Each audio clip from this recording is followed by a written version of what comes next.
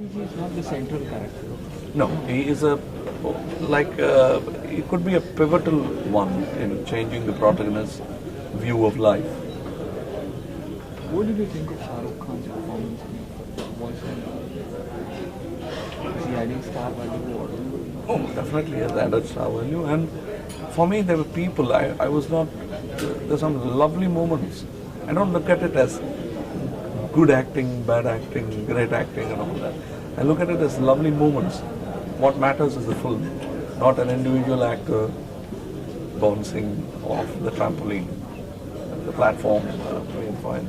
But I think there are some lovely moments with Mr. Shah Rukh in the film. He's not a parallel character. It's not like he comes through the whole film.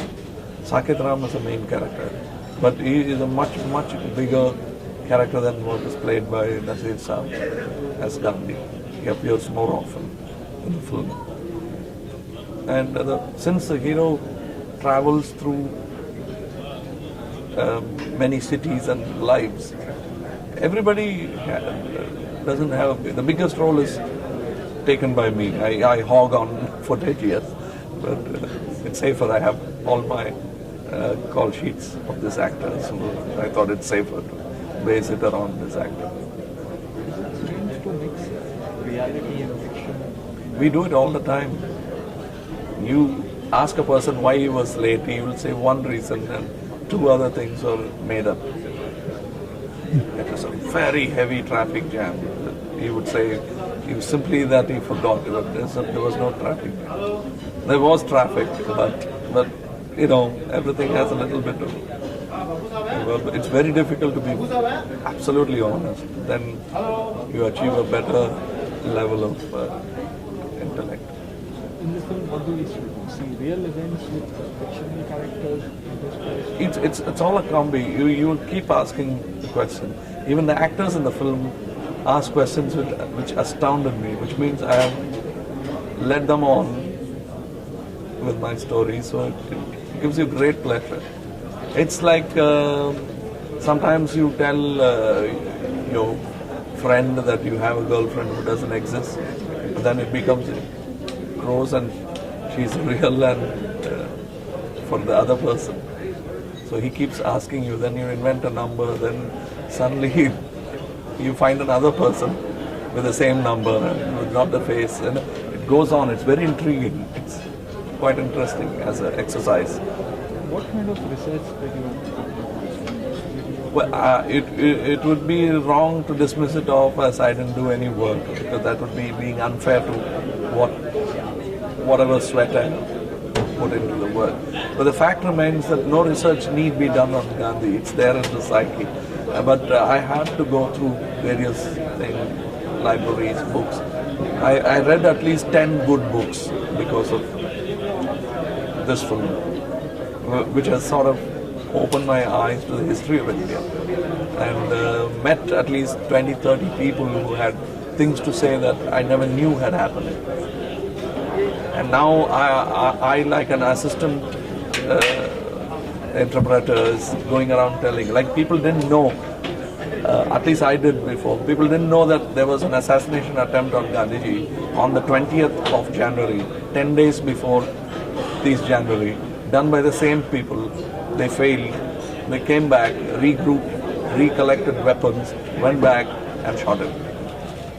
You're one of the few filmmakers who uses prosthetics to do the Is this exciting for you? Does it No, it's a tool. It's like King Lear with a beard. You need a beard to depict an old man. Now the techniques have improved, so I'm using different tools to convince the audience that there is an old man sitting there or a young person sitting there. It's been done by actors before. The only thing the technology has improved. It's like saying you're an actor, but why do you act in films? It's not a respectable medium. Stage is a more respectable medium. It's an older medium. It's a newer medium, so you're tempted to try it and reach more audience. In the little promo trailers that I saw, did I see a name of somebody who was an actual witness to? Yes, it will be there in the copy. Yes, we discovered it by accident. She was there when we had put up the set, and we called her in to see. You are a Delhi person. Tell me whether it looks like. And she was moved because when we took her to the place where he was shot, she was moved, and I thought. I said, well, it's incredible. People still feel sad for that man, and this much sad. Then I realized that she had been there as a 13-year-old girl, a few feet away. She didn't even know what had happened. She almost broke down. And through the film, Mohini Mathurji was a good sort of thermostat, the thermometer where you could watch and see what kind of reaction she has.